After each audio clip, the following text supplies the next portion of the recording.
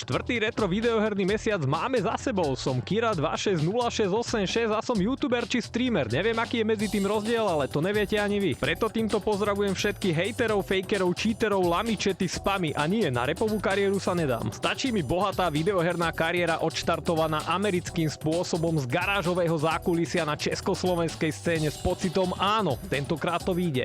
Pracovný výkaz svojimi číslami nám prezrádza, že počas januára rok 2026 som vám celkovo ponúkol 105 hodín streamovania. Samozrejme streamovali sa len hry, nič iné. A bolo to presne 13 streamovaných hier, áno, a jednalo sa len o konzolové hry. Plus 82 videoherných shortov, tu som primárne ukazoval unboxingy hier a gameplaye. Driver z roku 1999 na videohernú konzolu Sony PlayStation 1 bol najsledovanejšou hrou na streame. A taktiež táto hra si od vás odniesla aj najviac lajkov. Driver aj týmto potvrdzuje, že sa jedná o najlepšiu hru na PlayStation 1 vôbec. Ešte si v rýchlosti spoločne pozrime, ktorých 13 hier sme si na streame ukázali. Mimo iného tieto hry sme hrali na konzolách Sony PlayStation 1 a 2, Nintendo 64 a Nintendo Wii U.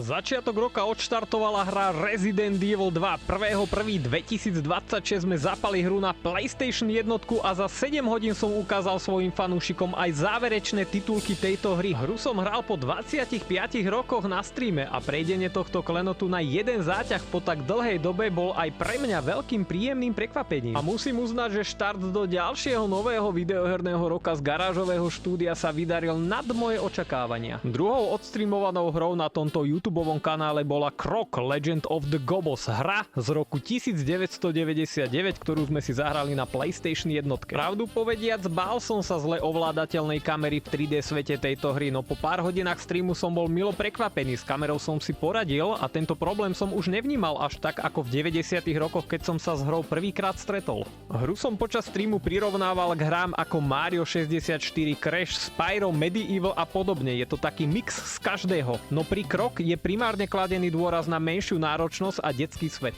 Obťažnosť detskej hry ma prekvapila až po pár hodinách hrania a pri posledných hodinách streamu tejto hry som boss fighty začal prirovnávať k hrám ako Dark Souls či Elden Ring. Počas jedného streamu som prešiel cca polovicu hry a musím uznať, že Croca som podcenil, ospravedlňujem sa, je to naozaj dobrá hra, ku ktorej sa oplatí vrátiť aj v dnešnej dobe. Treťou streamovanou hrou bol Medal of Honor, prvý diel vojnovej dumovky na PlayStation 1 zaujal veľa retro nadšencov. Medal of Honor položil dobré základy v roku 1999, kde nám hra ukázala, že filmové scény v tomto žánri sú veľmi dôležité. Pohyby a animácie našich protivníkov v hre boli vtedy akýmsi benchmarkom pre PlayStation 1.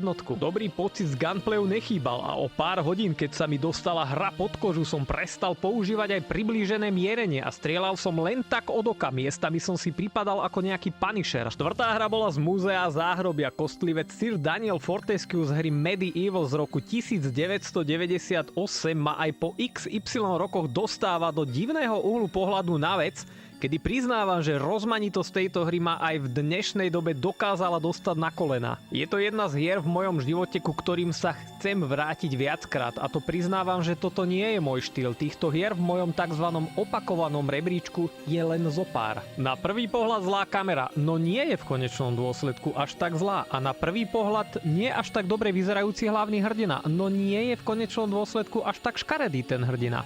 Priznajme si, že tento úsmev bez spodnej sánky nás vie aj po rokoch stále očariť. V tejto hre sa jednoducho musím ešte viackrát vrátiť na streame. Či musím alebo chcem, nie je predmet otázky. Piatou hrou bola bojovka Soul Blade z roku 1996 na PlayStation 1.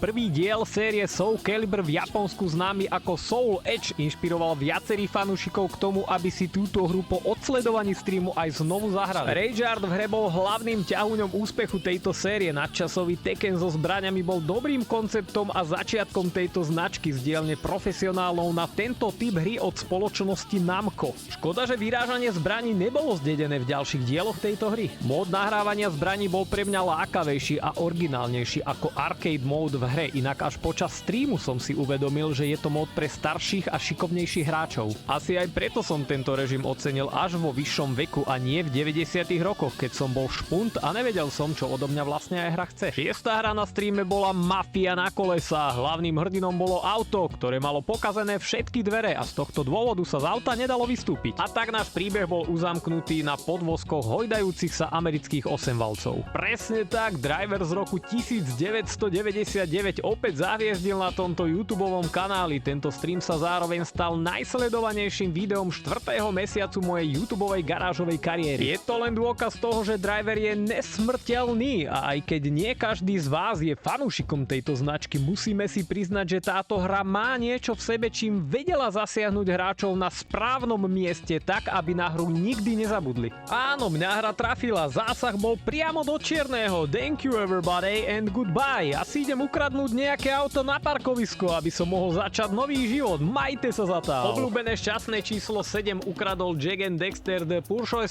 Legacy, hra z roku 2001 a s podtitulom, ktorý neviem ani vysloviť, hra preverila výkon konzoly druhej generácie PlayStation na výbornú. Otvorený svet, alebo lepšie povedané otvorený ostrov mi prišiel ako GTAčko so škriatkom v Disney svete. Z ostrovu sme mohli cestovať loďkou ešte aj na iné ostrovy, kedy som si povedal, že vážne to je až tak veľký svet. Hru som na streame hral po takmer 25 rokoch a je zaujímavé, ako vníma človek hru po tak dlhom čase. Prvýkrát bola u mňa táto hra v náručí dieťaťa a tentokrát na streame som ju uchopil ako pravý vyprašivetý veterán. 8. streamom bola československá hra z roku 1999 na videohernú konzolu PlayStation 1. Hide and Dangerous bol nie moc dobre podareným konzolovým portom, no aj tak som sa hrou pyšne zaoberal na streame už po druhýkrát. Hra má niečo do seba, má potenciál, no chýba mi modernejší popis obsahu misií v jednotlivých bodoch pri ich plnení, plus XY iných vecí. Prijal by som modernejší koncept, napríklad tak, ako tomu bolo u hry Medal of Honor, kedy hráč má svoje misie plne pod kontrolu a vie, čím sa má a čím sa nemá zaoberať. Pri hre Hide and Dangerous to bol skôr chaos, nedostatočná vedomosť o svojich misiách nás nútila siahnuť k praktikám pokus-omyl. Aj z tohto dôvodu som sa po takmer 8 hodinách streamovania tejto hry dostal len do 3. misie, ktorú som už nepokoril, aj keď mi bol chat nápomocný. Tu sme hru museli vypnúť a bolo po všetkom. Pýtate sa ma, čo hovorím na hru Hide and Dangerous? To je snad jasné. Za mňa rozhodne áno. Poďme ďalej. 9. stream patril hre Glover z roku 1998.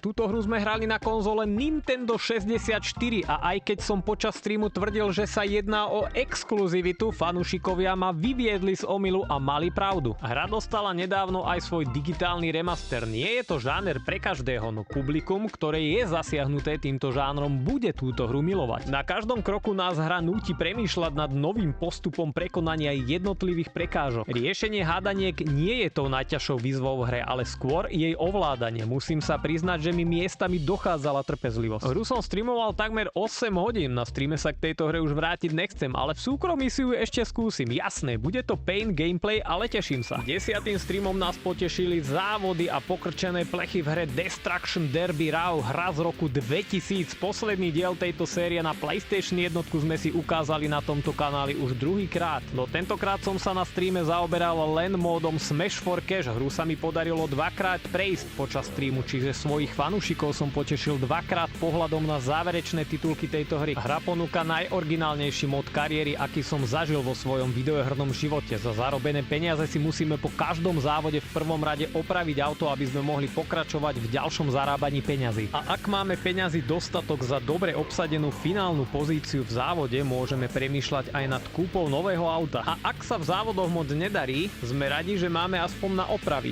A ak dojdú peniaze a už nie je ani na opravu a nie je to ešte na kúpu nového auta, naša kariéra končí. Toto celé hodnotím ako spravodlivú kariéru a úžasnú výzvu pre skutočného deštrukčného závodníka. 11. stream oprášil moju PS2 Fat verziu plus hra Ratchet & Clank 3 z roku 2004 sa postarala o poriadnu porciu šroubov. Táto dvojica, ktorá nám pripomína hrdinov z hry Jak and Dexter, nám ponúka taký opačný pohľad na vec, kedy Ratchet je vtipálek ako Dexter a Clank je zas vážny funkčný ako Jack. V hre Ratchet & Clank všetko funguje aj po niekoľkých rokoch. Automatické levelovanie postavy a všetkých zbraní je najlepšou metódou ako zosilnieť v hre. Čím viac skáčeme, sekáme či strieľame, tým sa tento element viac vylepšuje a pritom nás hra nenúti navštevovať žiadne tabulky a podobne. Všetko sa leveluje automaticky. Ja ozaj tomu neverím, že takto sa môže hýbať a takto môže vyzerať hra z roku 2004 na takmer 26-ročnej konzole. Wow. 12. stream patril Gran Turismu na konzole Nintendo 64. Presne išlo o hru GT64 Champions Edition z roku 1998. Real Drive simulátor na Nintendo 64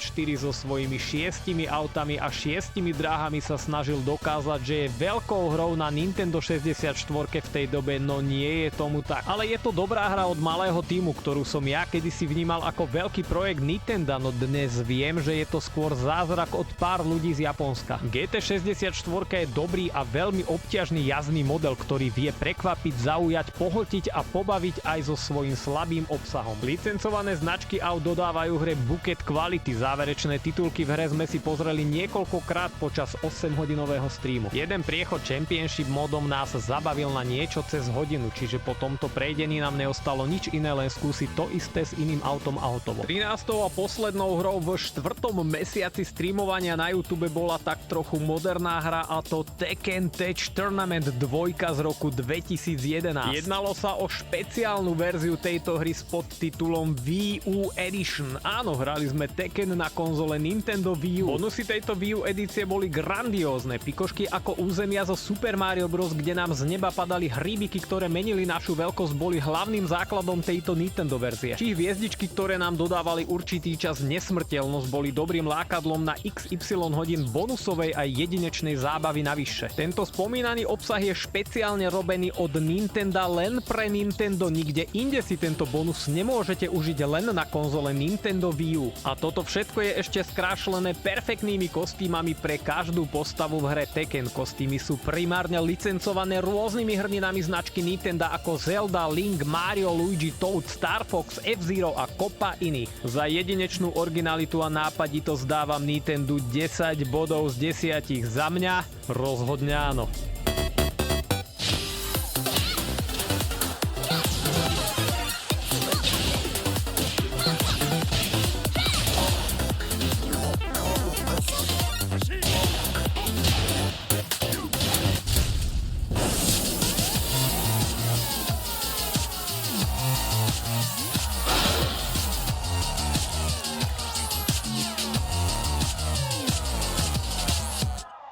A to by bolo zo streamovania úplne všetko, no okrem streamov bol tento YouTube kanál boostnutý aj hromadou shortov, či zaujímavých príspevkov v komunite YouTube, alebo nejakými videami o videoherných témach. Niektoré veci z tejto tvorby vám vypichnem do popisku pod toto video, zbytok si už nájdete bežným prehľadávaním tohto IT kanálu. Ja viem, vyzerá to tak, že počas minulého mesiacu som nič iné okrem hrania nerobil. Klasika, ste úplne mimo. Okrem hrania hier na YouTube sa venujem aj showbiznisu, primárne videohernej hollywoodskej scéne, kde aktuálne točíme remaster OG film Resident Evil 2. Ponúknem vám teda menšiu ukážku úplne zdarma. Film bude už čoskoro v kinách a lístky nájdete v predpredaji pod týmto videom v ikonke srdiečka s názvom Super vďaka.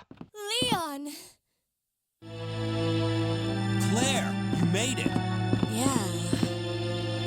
Have you seen a little girl around here? Yeah, you just missed her. Who is she? I don't know. But it's too dangerous for her to stay here alone. Leon, I'll go look for her. You go and find us a way out of here. Of course. But before I forget, here's a radio. That way we can keep in touch if something comes up.